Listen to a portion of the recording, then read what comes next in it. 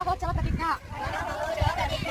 ఆకుపచ్చని ఆశయాలతో ఆంధ్రప్రదేశ్ అభివృద్ధికి తోడ్పడతానని పచ్చని చెట్టే ప్రగతికి సోపాన మార్గమని గుర్తెరిగి ప్రకృతిలోని సమతుల స్థితి అవసరాన్ని గుర్తిస్తూ ప్రతి నీటి బొట్టును సద్వినియోగపరుస్తూ